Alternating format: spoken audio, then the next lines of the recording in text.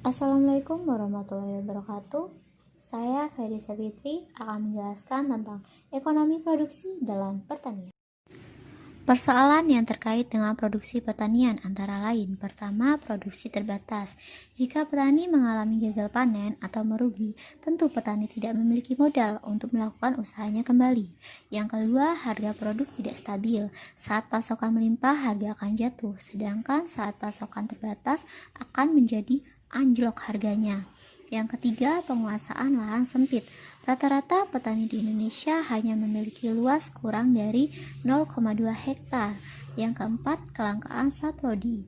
Sulitnya mendapatkan input ini tentu menjadi masalah karena untuk menghambat kelancaran usaha tani. Definisi ekonomi produksi.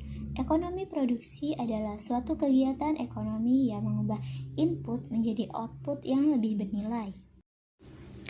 Ilmu ekonomi adalah ilmu yang mempelajari asas-asas produksi, distribusi, pemakaian barang-barang, serta kelayakan pemanfaatan uang, tenaga, waktu, dan sebagainya yang berharga. Ilmu ekonomi menyangkut ekonomi makro dan mikro. Ilmu pertanian adalah bidang kajian yang lebih luas untuk mempelajari tentang pertanian. Saat ditanya mana yang lebih saya pilih antara ekonomi pertanian, karena ekonomi pertanian mempelajari dari hulu ke hilir, mempelajari dari pengolahan lahan hingga pemasaran. Jadi di dalam ilmu pertanian ini saya mempelajari tentang ekonomi dan pertanian.